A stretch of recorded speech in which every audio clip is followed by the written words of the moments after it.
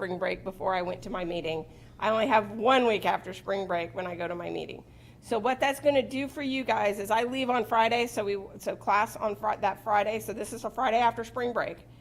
And then that class on Wednesday, the following Wednesday, I still won't be back because the American Chemical Society meetings last for like 5 days. And I'm on nominations and elections, which means I have to be there early and I have to stay there until the very last day.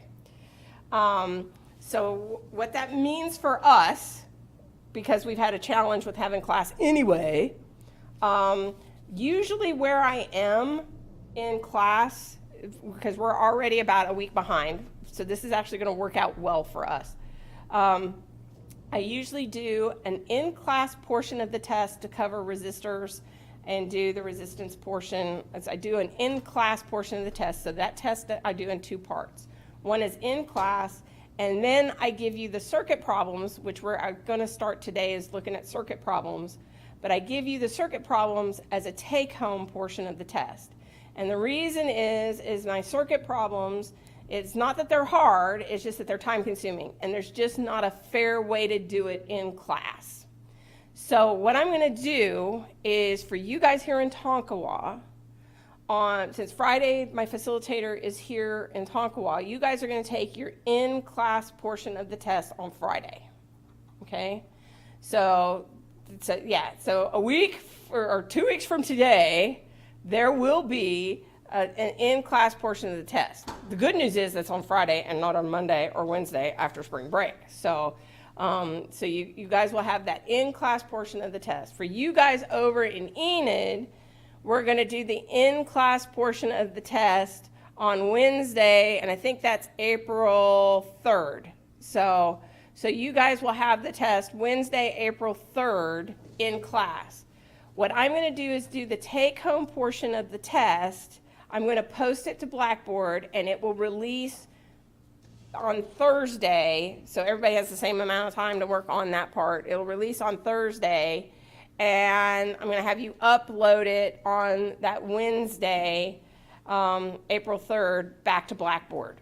So everybody will have plenty of time to do the take-home portion of the test, and then everybody's got the in-class portion of the test. So for you guys over here, the in-class portion will be March the 29th.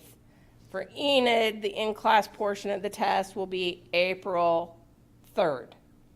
And then you got the take-home portion of the test. So then take-home's going to be due April 3rd. But you'll get the take-home portion. It'll be posted to Blackboard on March the 20th. Ooh. Do I still have you guys? Okay. We had flickering everywhere. I didn't see it. I'm so tired. I didn't even see it.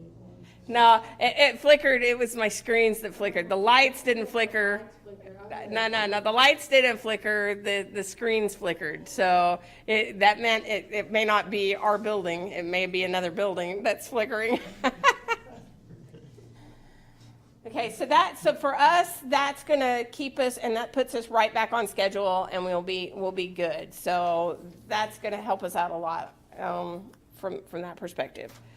So I will also post the timing and stuff on Blackboard, and I will send you an email and leave tests in the box over there. I should get those tests.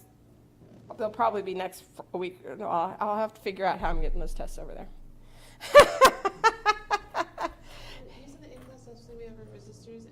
It's going to be over resistors and that part of capacitors that we haven't done. So it's doing those. It's good. I'll do a resistor problem today. It's going to be these type of problems that we've been working on. Okay.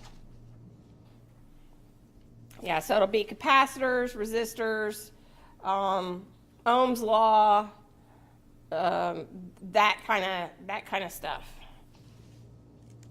And I'll have a better idea, probably that Wednesday before, but those are the aspects there. All right. I do have a question. Mm-hmm. When we come the thing, it's due today. One's at 11, one's at 5. Yeah. Any way we can put that 5 one at 11? No. Because it's been out there a long time, dude. Well, it's been out there forever. check homework due dates. The stuff that we've had due here is like on capacitors and stuff. And so I know it's been out there a while. All right, so let's start with just to kind of refresh where we were.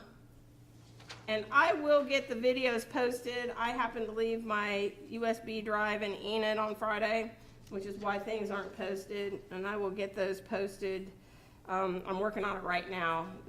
I left my USB drive in my computer trying to transfer stuff, so I have another USB drive here. So this is a 20 ohm resistor. This is a 9 ohm. What? We see you and not the Okay, so it did do something different. Okay. Yeah, so I didn't know what happened when it flickered, and now I do. Okay. Now do you see the document camera? Yes, we do. Okay, cool.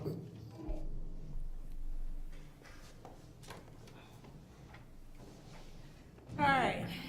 So I got a 20 ohm resistor, a 9 ohm resistor, a 2 ohm resistor, a 12 ohm resistor, and a 5 ohm resistor.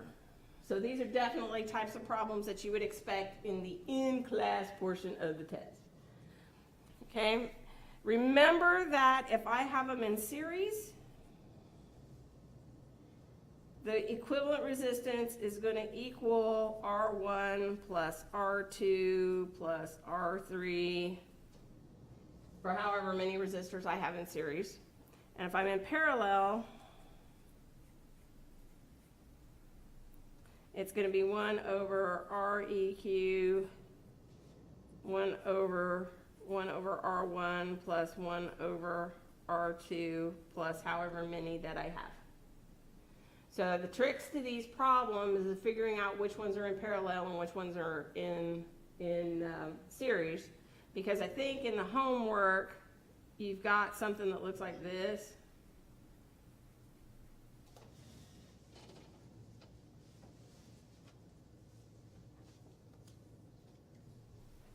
And so the trick always is, how am I going to group them to figure out which ones are in parallel and which ones are in series? So, but we're doing this one. So the first thing I'm going to do is I'm going to group these two together, and I'm going to group these two together. So the first one will be R1 over REQ is equal 1 over 20 plus 1 over 5. That's going to be 1 over 20 plus 4 over 20. So that's going to give me 5 over 20. And I have to flip it, which is where the common mistake is. So it's going to be 20 divided by 5, which is going to be 4 ohms. Do the other one. So I get 1 over REQ is equal to 1 over 12 plus 1 over 2, which is equal to 1 over 12 plus 6 over 12, which is going to give me 7 over 12. But the REQ is going to be 12 sevenths. And if I plug that in the calculator, I get 1.71 ohms. And if it helps, redraw your circuit. So I'm going to redraw my circuit.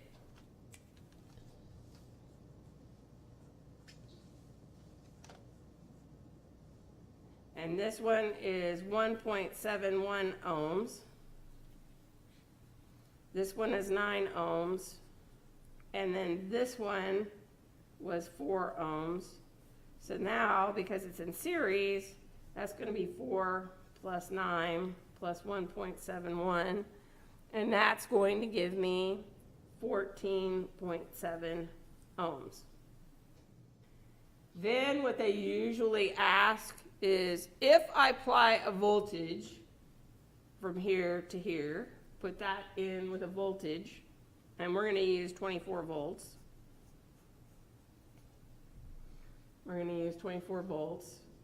And if I do that, I'm going to get IR. So if I want to find the current through the system, I'm going to have 24 volts divided by my 14.7, and that's going to give me 1.63 amps.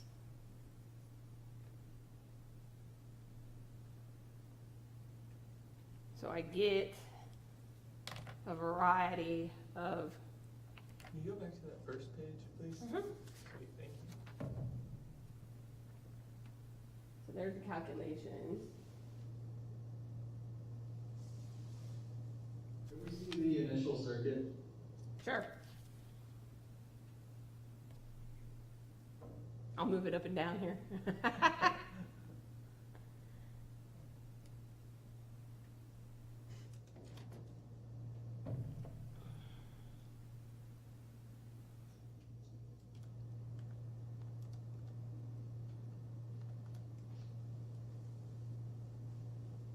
Good?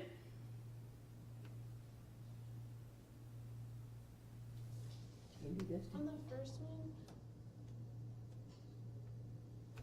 Okay. how did you get to the 4/20?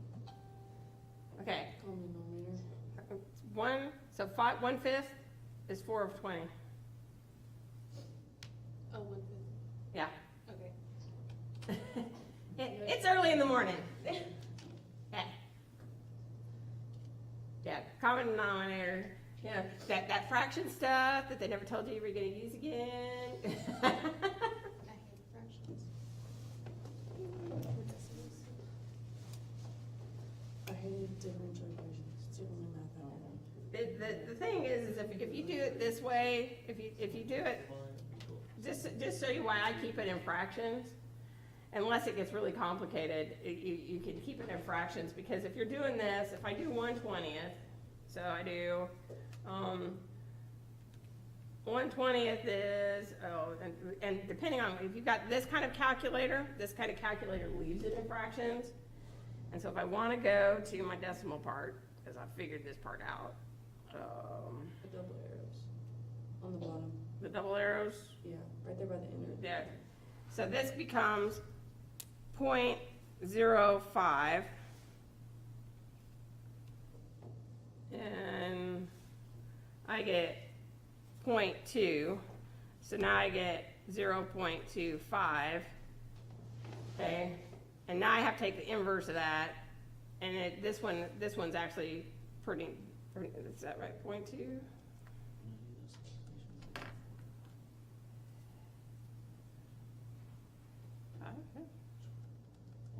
4 divided by 5, 4 divided by 20. Let's see if I did my common denominator wrong. No, that's right. Yeah. Or no, 1 divided by that number, so it'd be 1 divided by 0.25. Yep, 0.25 is 1/4. Yep.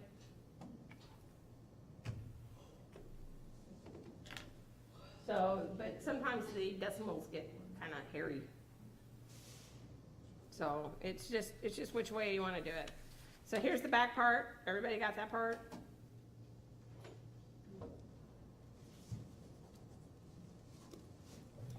Okay, now we're going to complex things up here. We're going to start with a circuit. Oh. I'm going to do this one first. It doesn't matter which one we have.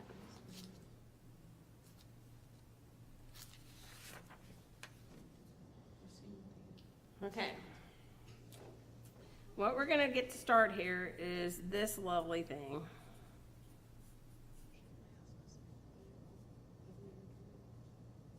So we're going to work with these rules. So I'm going to start with the circuit.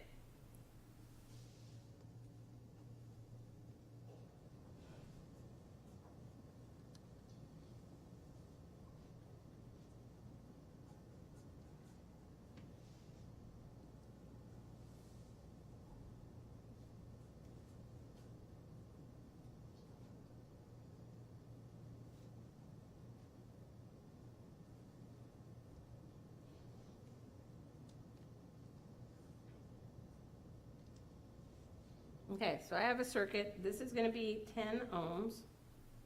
This one's going to be 12 ohms. This is going to be 20 ohms. This is going to be 7 volts. And this is going to be 1 volt. And we want to find the current through each resistor. So we want to find I through each resistor.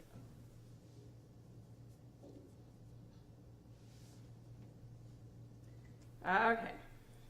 So when you come up to a problem like this, the first thing that you probably want to do is give yourself some reference points. All right, so I'm going to give myself a reference point. I'm going to put a little spot here, and I'm going to call that A. I'm going to put a spot here, and I'm going to call that B. And I'm going to put a spot here, and I'm going to call that C. The next thing that you want to do is you want to guess the current. You want to guess the direction of the current. Remember, we want to tend to go positive to negative. So I'm going to start with the 7 volts. Usually if you start with the bigger voltage and start from there, you're better off than if you're starting with the smaller voltage. So I'm going to start with the bigger voltage. So I'm going to set a current, and I'm going to give it a name, and I'm going to call it I1. Now I'm going to go over to the other battery, and I'm going to give it a current. And there it is, and I'm going to call that I2. And now I got to figure out, because I got to do resistors, I've got to figure out some things that will happen. So what the first Kirchhoff rule, there's 2 rules. The first rule is called the junction rule.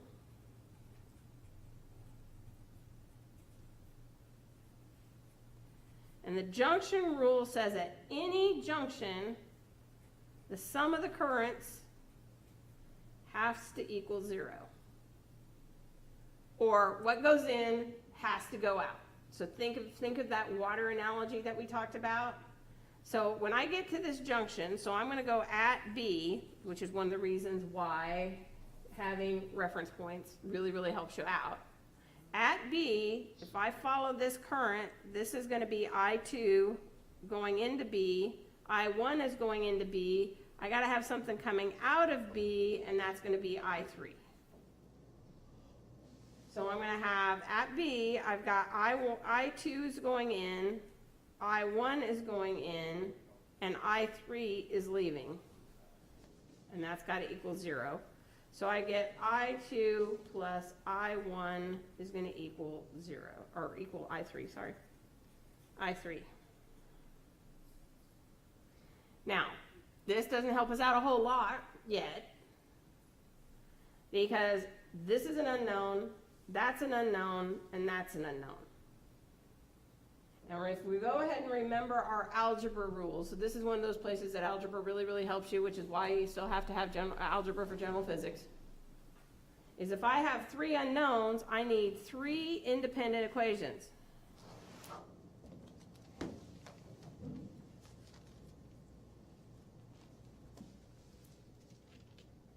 Okay, I need 3 independent equations.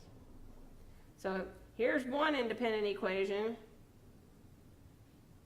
I need at least 2 more in order to help me out. Okay, so this is where the second rule comes in. And let's go ahead and follow the currents around. So I'm going to go over here, and this is going to still be I3, and then I3 comes into this junction, and then I2 leaves that junction, and I1 leaves that junction. So if I look at this junction, I get the exact same equation as I have at B. So it doesn't matter whether I use B or C as my junction rule, I'm going to have the same equation. So I don't get a second independent equation by looking at that junction. This one is not a junction, or it is, because what goes in is I2, what comes out is I2. So I've got my currents put in. Now don't get too worried if you guess wrong. Okay? Don't get too worried if you guess wrong, because if I guess wrong and my answer comes out negative, that just says I picked the wrong direction, okay? I picked the wrong direction. Now, the second part, the second rule is called a loop rule.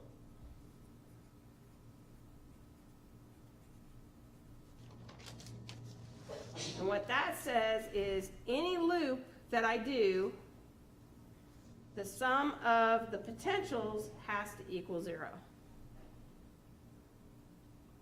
So any loop that I do, the sum of the potentials are going to equal 0.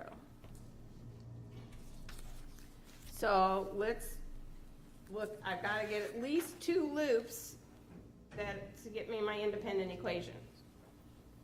All right, so let's do a loop. We're going to do loop, I'm going to go A to B to C back to A. All right, so this is loop A to B to C and back to A. So that's the loop that I'm going to do. But I'm going to actually start this way. So I'm going to do the voltage across from B to C is my 7 volts. Okay? Now, I'm going to go here, and usually when I go across the resistor, this is the typical way that I'm going to go across the resistor. If you think about it, I get a potential drop across the resistor, but I'm going backwards to what my current is. So now I'm going to get a minus I2 because I'm going against my current. And I've got my resistance, which is my 10 ohm resistor.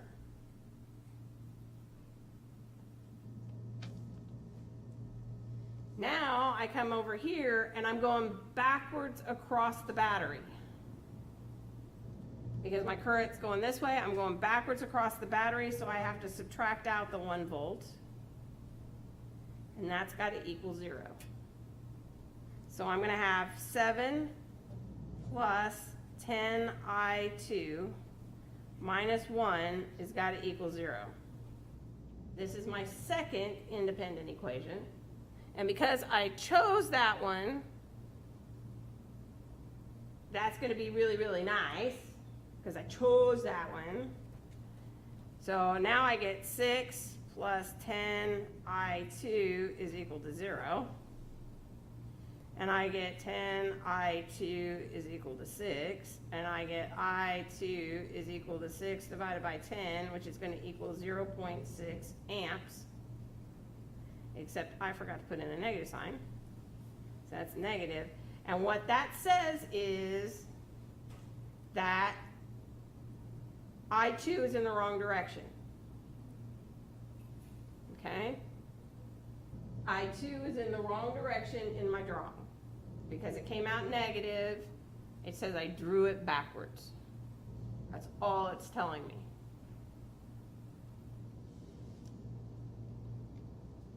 Well, that's good.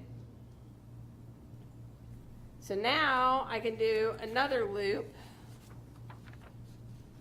So this loop, I'm going to do B to C to B.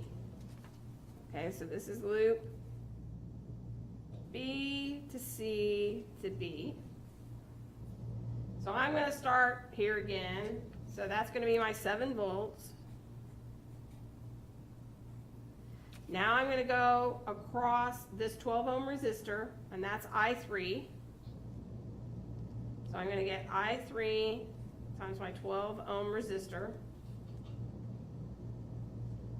Now I'm going in the right direction, so I don't have to worry about changing signs anywhere. Come over here, I'm going through I3 over my 20 ohm resistor. And I've already accounted for that part, and that's got to equal 0. So now I get 7 minus 12 and 20 are 32. 32I3 equals to 0. So I get 32, I3 equals 7. I3 is equal to 7 divided by 32, which is going to give me, oh,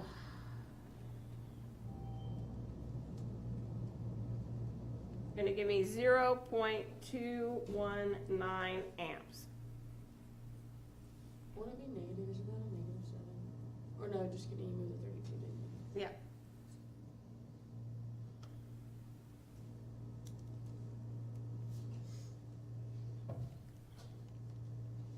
So now I can go back to my other equation, which was I1 plus I2 is equal to I2 is equal to I3. The one I don't know is I1, so I1 is going to equal I3 minus I2. So I3 is 0.219, and then I have a minus 0.6. So that's going to give me a positive 0.819 amps.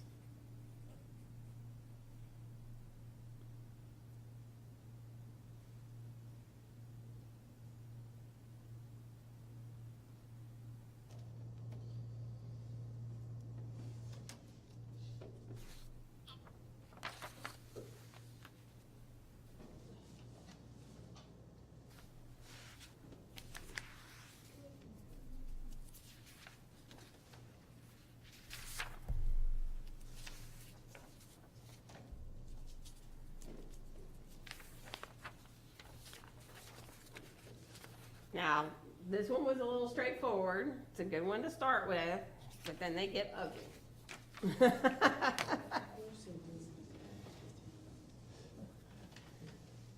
Then they get ugly. So we'll do another one. Okay, and we're going to do it a little differently. So I'm going to draw the circuit.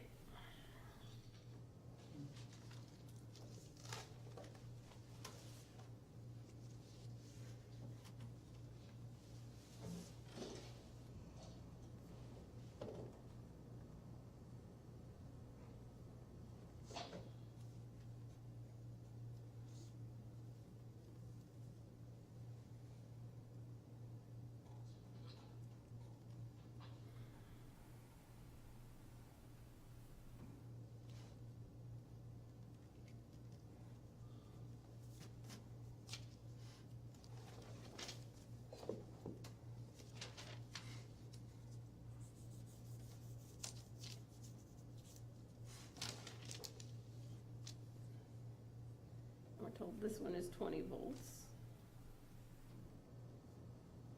Okay, this one is going to be a 4 ohm. This one is going to be a 5 ohm.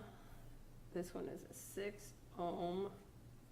And this one is a 4 ohm. But this time we're told that, I'm going to do it in a different color just to help out here.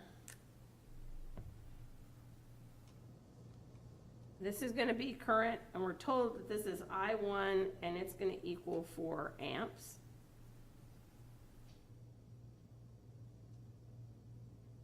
We're told that this is current I3,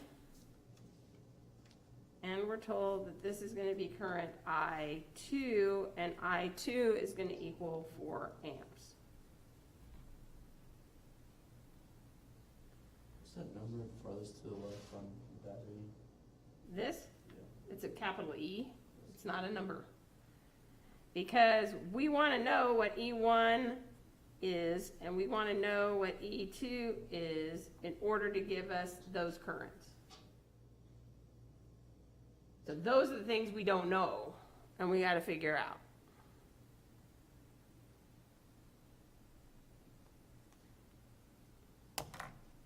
So the first thing I do when I see a circuit like this is I go in and give myself some points. So I'm going to give myself an A, I'm going to give myself a B, giving myself a C, giving myself a D. And it's really just to help keep straight what I've done to look for. I've got 2 things that are unknown, So I only need two independent equations, right? But I do have another unknown because I'm going to need this information to work the problem. And I don't know the current in I3. It wasn't given. So I'm actually going to need three equations in order to solve the problem. Good news for us is the first equation is really, really easy. I'm going to use that junction rule. So we'll do these in blue. So my junction rule, so at A, I've got I1 going in, I have I2 going in, and I have I3 coming out. Because what this is saying at the junction rule is the sum of the currents going into the junction's got to equal 0.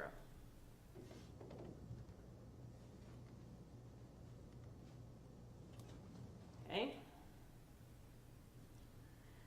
So this is easy. I1 was 4 amps.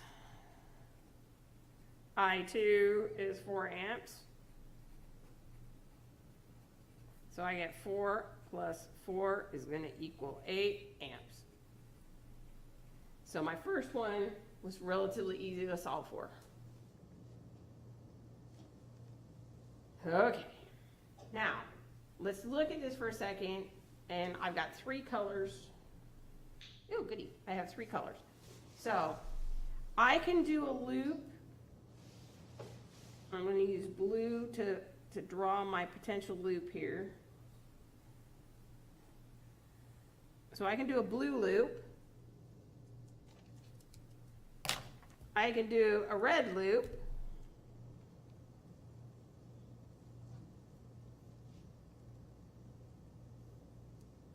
And I can do a black loop. And the black loop is the outside.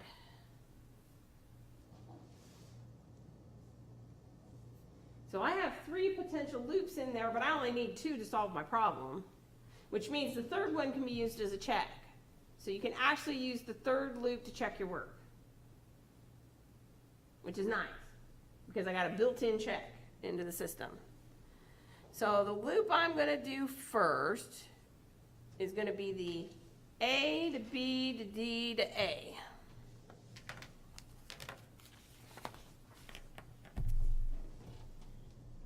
So this loop is the A to B to D to A.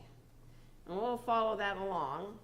So I'm going across the 5 ohm resistor, so that's going to be a negative I3 with my 5 ohm resistor. I'm going the correct direction through the battery. Okay, so it's the correct direction through the battery, so I'm going to do my E3. Then I'm going here. Now once I leave B, and if you need to, draw your current back in there just so you can keep it straight. Okay? So you can add those drawings in there so I can keep that straight. So now I can do a minus I1. Which one are we looking at? E3. Oh, this is not E3. Yeah, that's E3. Okay. Or E2, sorry. We'll make it E3.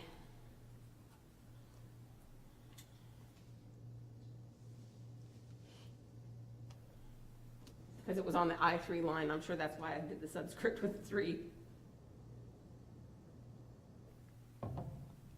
So I get my I4, or I minus I1 over 4. And then I'm going through here. I'm going correctly through the other battery. And then I have this one, which is another minus I1 with a 4 ohm. Has got to equal 0. So let's clean it up a little bit so we can get this. So I got E3 plus E1 minus 5I3. 4 plus 4 is 8. So I'm going to get a minus I, or 8I1 has got to equal 0. So here's one equation. Now, the good news is I already know what I3 is and I already know what I4 is, right? Or I1 is. So let's go ahead and clean this up a little bit more. So I get 3, 1, and I get 5. I3 we said was 8 amps.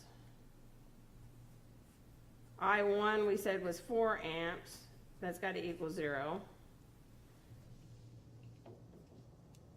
What about that -8i? Where'd that come from? Right above it, 8 4. I get 4 for this one. And then I have this one up here. That's where that one is. And they're both I1s, so I can add the 4 plus 4 to get the 8.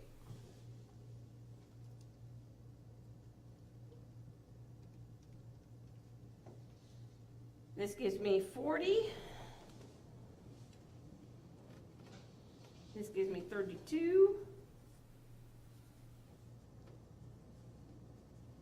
So I get E3 plus E1 minus 72 is equal to 0. Or I get E3 plus E1 is equal to 72.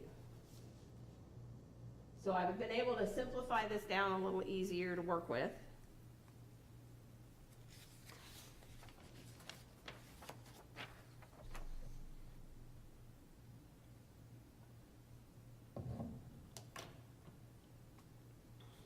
Okay, everybody there? Because now I'm going to do the next one. So now I'm going to do the red loop. Okay, so I'm going to go A to C, or I'm going to go A to B to C to A. So I'm going to start out the same way, minus I3 times 5 plus my E3. Now if I go to C, there's nothing there, that's good. Now I go from C to through the 6 amp, and that's a minus I2, so that's a 2. I2 times my 6 ohm resistor. I'm going correctly through that battery, and that battery is 20 volts. That equals 0. So we can clean this up. I get E3 minus 5I3 minus 6I2 plus 20 is equal to 0. So this is my second equation. And this works out really, really easily for me. Because now I get E3 is equal to 5, I3 was 8. I get 6, and I2 was 4, and I have a minus 20. So this gives me my 40 plus 24 minus 20. This gives me 44 volts. When you're making the original equation up towards the top where you're going through the loop, how do you know when to add and when to subtract? Okay. The question is, how do I know when to add and subtract? If I'm with the current, okay, with the current, as I go across the resistor, think about a voltage drop. All right, so I'm going to do a minus IR if I'm going with the current through there. So now I've got my with the current here, this is the correct way through the battery. So it's the correct way through the battery, so that's going to be a positive. Think of it as the pump. I'm going to pump more into it. So it's going to be the positive across there. So now if I get to here, I'm going with the correct current. So that's going to be my minus. I'm going in the right direction with the battery, so that's going to be positive. Now, if I drew my current like in the first one, where's my first one? Now this one, when we came through here and I went this way, and I'm going this way around the loop, I'm going against the current, so I had to add, because I'm going the wrong way. I'm going across the battery, I'm going the wrong way across the battery, so I have to subtract. Okay. So wrong way with the current, you add. You're right. The battery, you subtract. Yeah.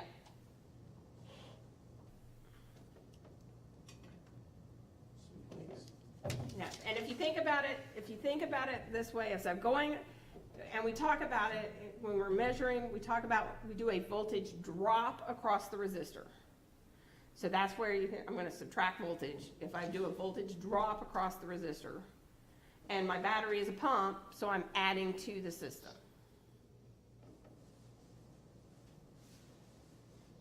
And then if I'm going the wrong direction, I have to reverse it.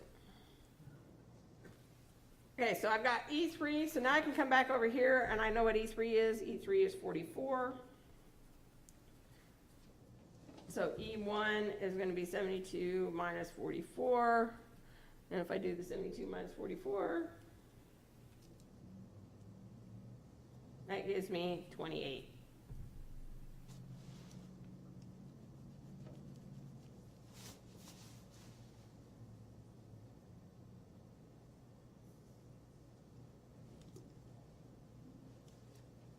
Now, as you can see, this is a fortuitous loop to draw, right? Because it only gives me one unknown. But I have the third loop, so let's look at what the third loop would give me. And this is why I give these as take-home tests instead of in class. So now I'm going to do the loop A to D to C to A, okay? So you can see the third loop. So this is going to be loop A to D, which will go through B, C to A. So I've got all my little nodes marked. So I'm going to start at A. I'm going across the 4 ohm resistor. So here's where we're going to start to see having to do the switching of the signs. Because if I go from A, I'm going this direction. My current actually is going that direction according to my picture. So this is going to be A1 or I1 times my 4 ohms. I come across this battery, I'm going the wrong direction. Okay. Come down here, I'm going the wrong direction.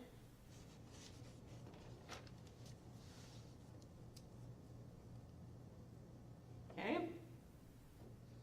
Then I can go through here. There's nothing there, so that's good. Now I'm going this way, but now I'm going the right direction. And I'm going the right direction through that battery. And that's equal to 0.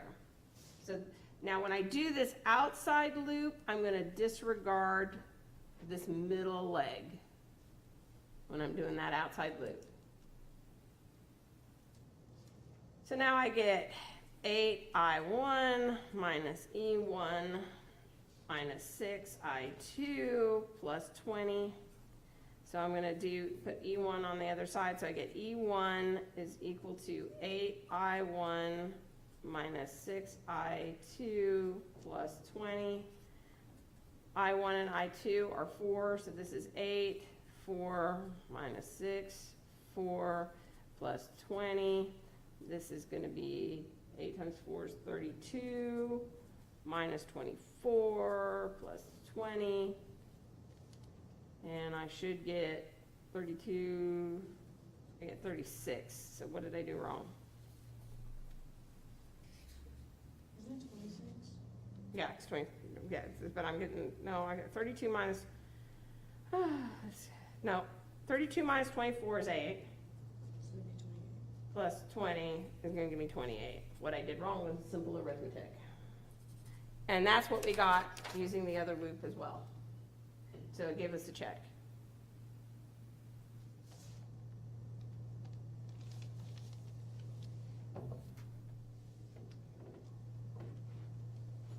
Now, so the tricks to these problems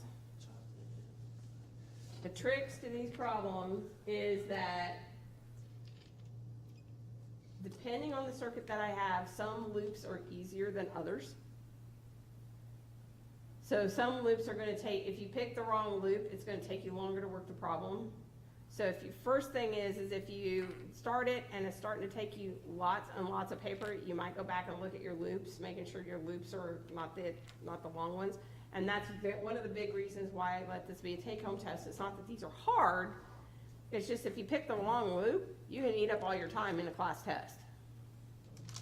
Are you talking about wrong loop? Like, if we don't put the B in the middle, we would put the... Well, it's the wrong loop meaning the harder loop to solve the problem with. It's not none of the loops are gonna be wrong. It's just that one is gonna take you a lot longer to solve the problem with than another. Like, for example, two of these loops let me solve the problem directly, pretty quickly. One of the loops gave me two of the variables. Yeah, this loop gave me two unknowns. This loop let me solve for E3 directly. This loop let me solve for E1 directly. By doing this one, I had to do an extra step. So if I'm doing it on a test, this may have taken me longer to solve the problem than these other two. So it's a time issue more than anything else.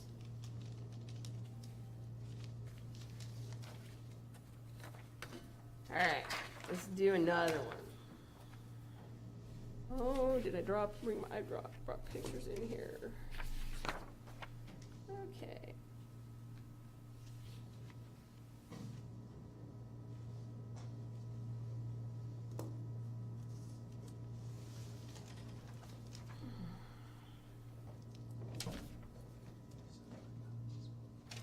Okay, let's do this one.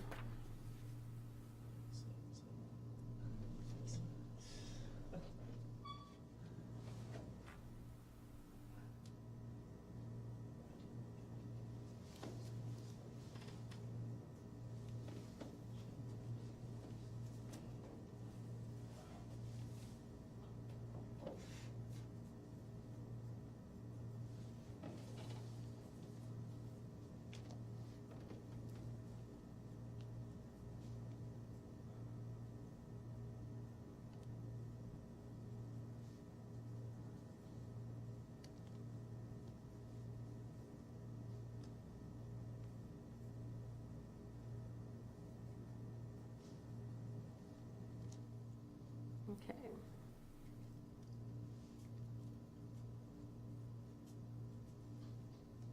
And we're told that this one is 50 ohms. This one is 20 ohms.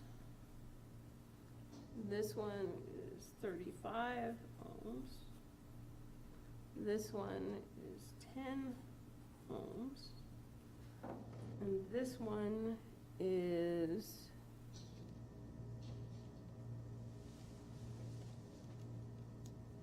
68 ohms. All right. So here we go. So the first thing I want to do is give myself some reference points. So I'm going to give myself some reference points. So I'm going to call this A. I'm going to call this B. I'll do this one as C, and I'll call that one D, just to give me some reference points. Now I got to pick current. This problem to pick current's a little easier because if that's positive, I'm going to pick a current going this direction here. And then I'm going to pick a current going this direction here. So I'm going to call this one I1, this one I2. So if I go there and I've picked my current like this, my I2 is coming in here. My I1 is coming in here, so I'm going to have my I3 coming out on that leg there. So I've picked my current.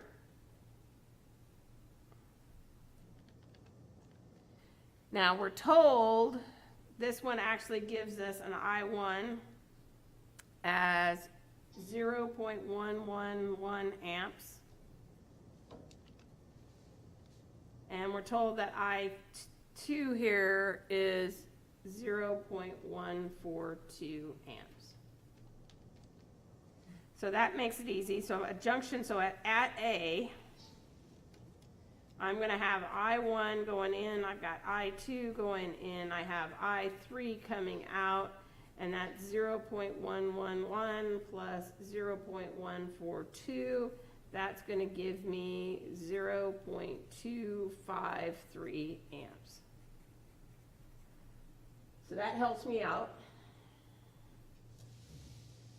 So now I'm going to need to pick a loop Now, if I pick the outside loop, I've got the two unknowns in there, so I'm probably not gonna pick the outside loop. I'm gonna use the outside loop for a check.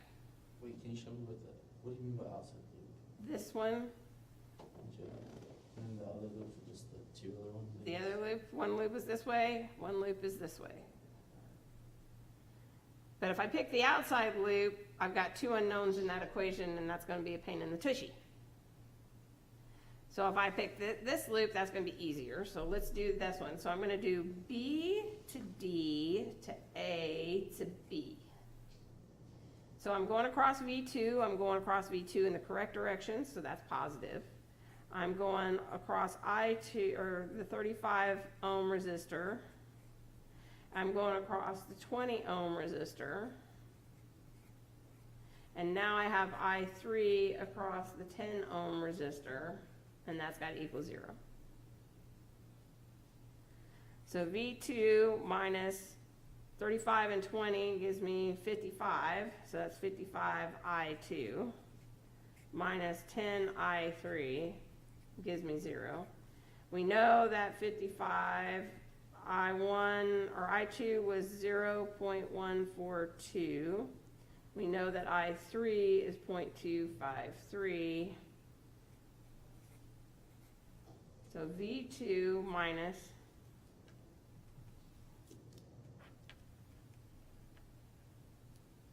7.81 minus, that should be 2.53 is equal to 0. V2 is equal to plus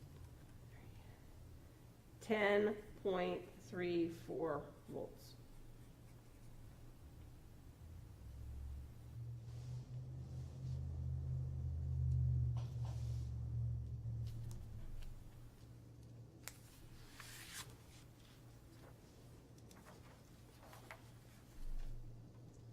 Now let's do the other loop.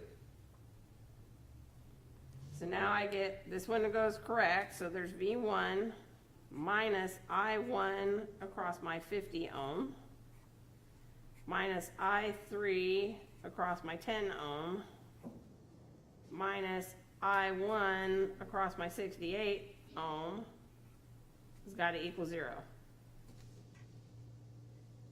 So this gives me 68 plus 50 is 118,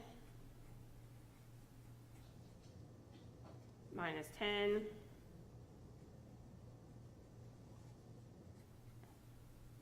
So now I get V1 minus 118, and that's my 0.111, minus 10, which is my 2.253. Is equal to 0. This gives me V1 is equal to 18 times 0.111. Gives me 13.098 minus or plus 2.53. Gives me 15.628.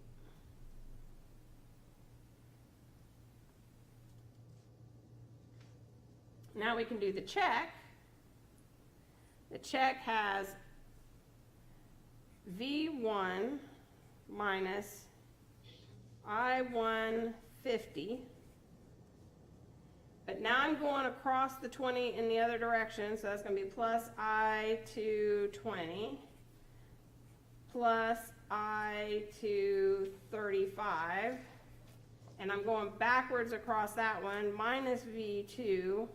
And then I get to the 68, and that's plus I168 equals 0.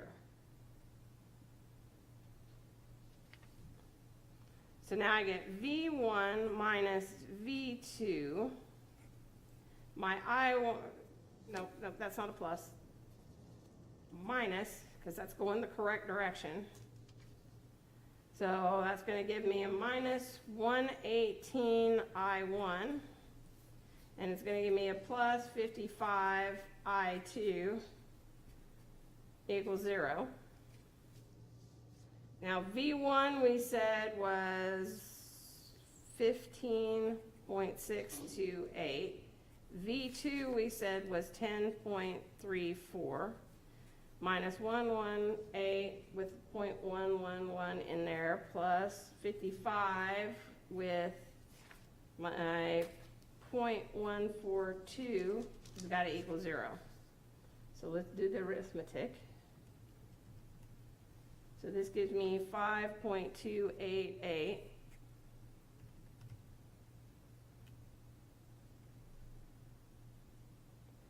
This gives me 13.098.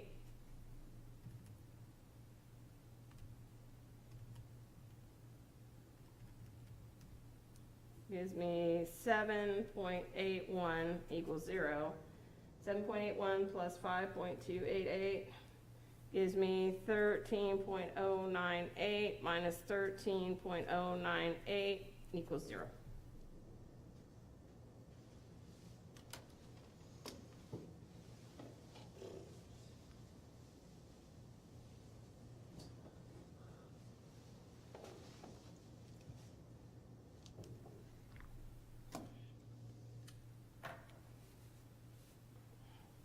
Okay, you ready for a more complicated one?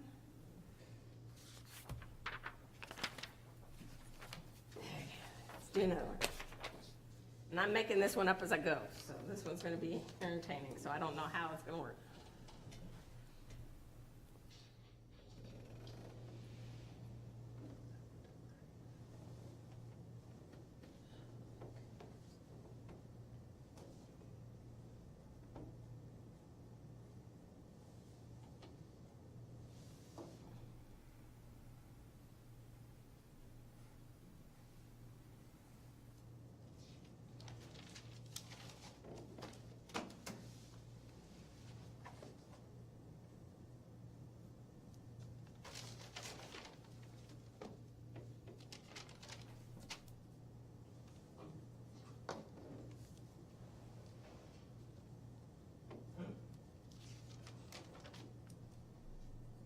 Okay, we're going to make this a 12 volt.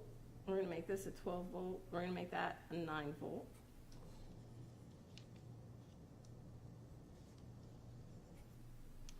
We're going to make this a 5 ohm. We're going to make this a 10 ohm. We're going to make this a 5 ohm. We're going to make this a 12 ohm. And we're going to make this one a 10 ohm.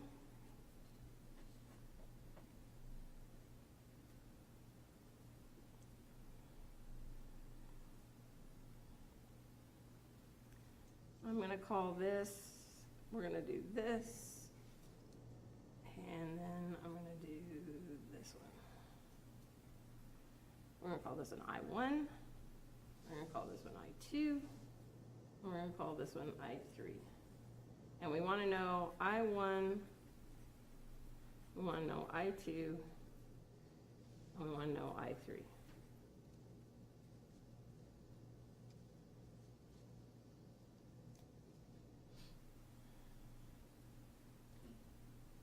Okay, I may have to add some other unknowns in order to figure out the problem, but we're going to start with that. So, I'm going to give myself some points here.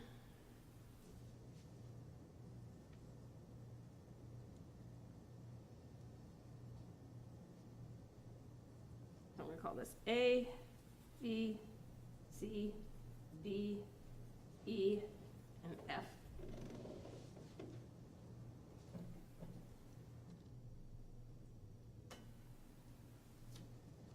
So I am going to have a challenge here in that I don't have all the unknowns that I'm going to need, because those are the three things I want to solve for. But when I get to F, so I need to pick a junction, right? I need to pick a junction. So I don't know that current. So I'm going to have to add one. So I'm going to add I4. And I don't know this one. So I'm going to have to add an I5. Now, the way this problem is set up, or the way I set it up, I don't necessarily have to worry about this loop here. So I may or may not have to add a current across this one, unless somebody asks me what the current is across that 10 ohm resistor. But right now, I think if I had these extra two, I'm gonna be okay in solving my problem. So one loop, if I do the outside loop here, okay, outside loop, I'm gonna have 12 volts minus I1, 5 ohms, minus I4, 10 ohms, minus plus, because my I3 has me going that direction, I3, 5 ohms, and now I'm going backwards across that 12 volt.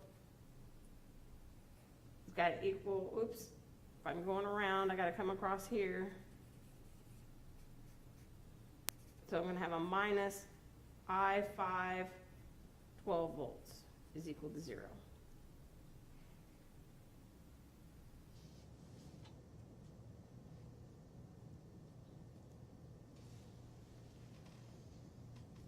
So I'm going to probably want to do this.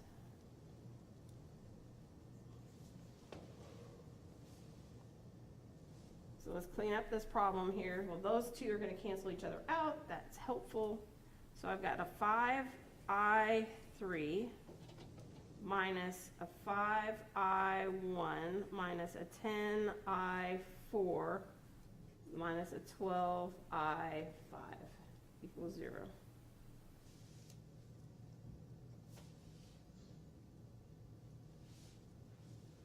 That's 4 unknowns. So let's give myself another, let's do a couple things. One is I found out at C that I5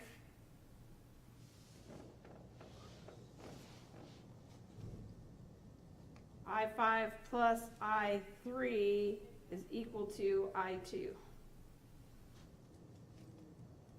So I have I5 and I3 related to I2. At F, that doesn't help me out so much, but at E, it does help me out. So look at E, I have I4 plus I3 is equal to I2.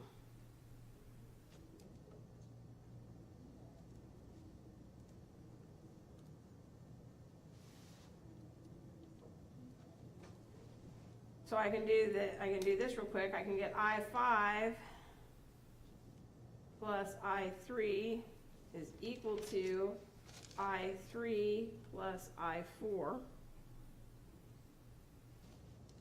Subtract I3 from one side, I get I5 plus I3 minus I3 is equal to I4. And now I get I5 is equal to I4. So that's going to be helpful because now I can simplify this problem as to 5I3 minus 5I1 minus 10 plus 12 is 22I4 is equal to 0. Because I used my loop rule or my junction rule to help me out.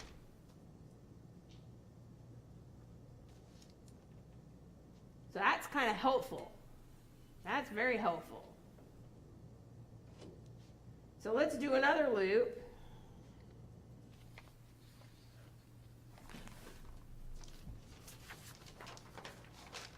This time I'm going to do loop A to F to E to C to B to A.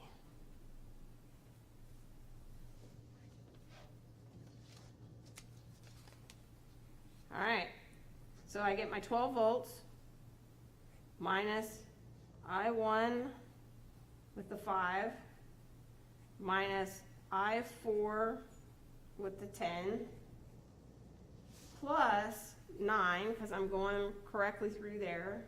Oops, I didn't give us a voltage or didn't give us a resistance. We're going to do a 2 ohm resistor. Minus 2I2. Come through here, minus I5 across the 12. It's got to equal 0. But I4 and I5 are the same, so now I get 12 minus 5I1, and that's minus 22I4, plus 9 minus 2I2 is equal to 0. So now I have 21 minus 5I1 minus 22I4 minus 2I2 is equal to 0. So there's one. Let's get the other equation that I have. And I have got 5I3 minus 5I1 minus 22I4 is equal to 0.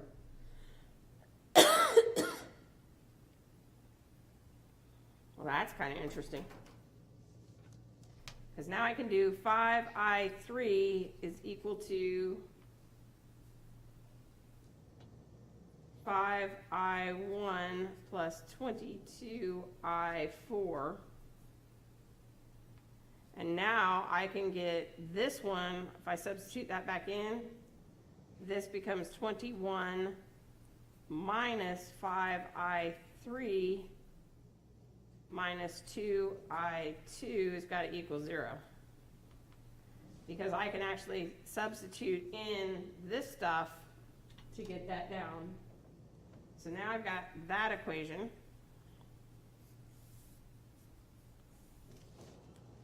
That's kind of nice. So I need another loop here. So let's do this one. So we're going to do loop E to C to D to E.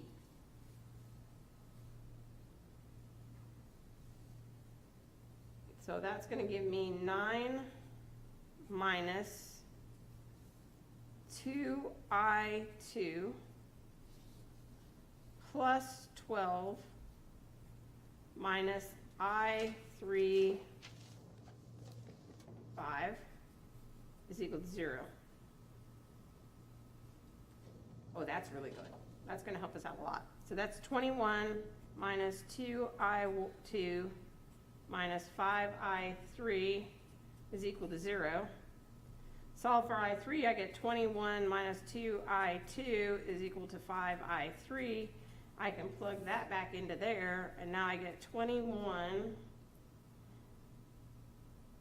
is equal, or 21 minus 21 minus 2I2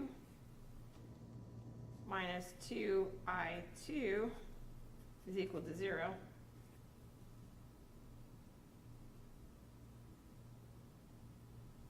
Yep. It's going to be interesting because I get 0 minus or plus 2I2 minus is equal to minus I2. So I get 0 is equal to 0. So that may not have helped us out very much. Oh, partially because this is the same equation as that is. So that didn't help us out at all.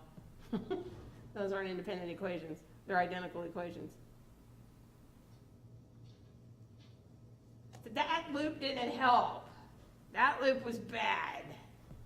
That was a bad loop. That was choosing a wrong loop.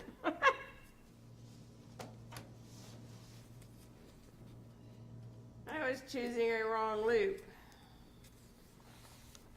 Okay, so let's choose another loop. Let's see, which loop do I want to choose? So that loop didn't do us any good. So we've done the outside one, we've done that one. That loop didn't help us out, so I guess I am going to have to figure out this one. So if I've got something coming out, I'm going to have to do an I6. Now you can start to see why these problems take a while. These problems take a while. So I didn't do that because now I've got 2 extra loops to play with.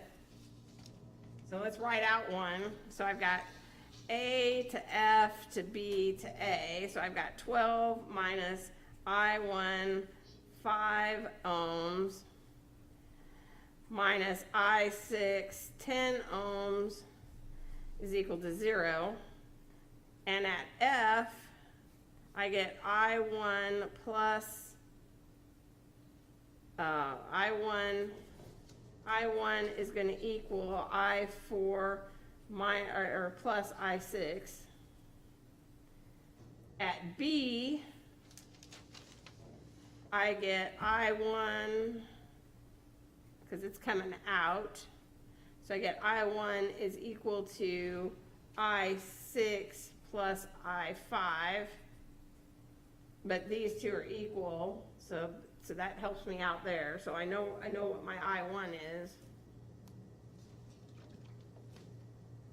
So that's one thing to help me out. Then I can do this loop, which is A to F to E to C to B to A. So I'm going to get my 12 minus 5 I1 minus 10 I4. Now I'm coming this way from E, plus 9 volts, minus 2 I2.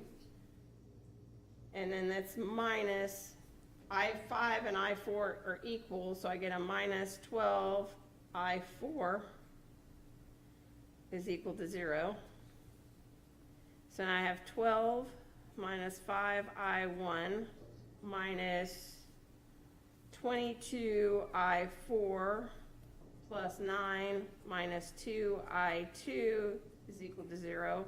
So I get 21 minus 5 I1 minus 22 I4 minus 2 I2 is equal to 0.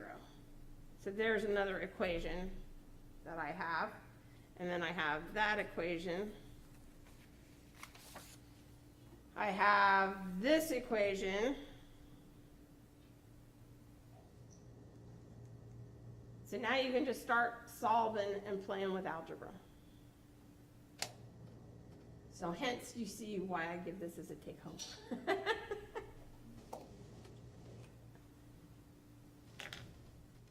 Because we don't have time to finish it. So I'm going to stop there. Let you play with it. And we'll play with more of these on Friday. More of these on Friday.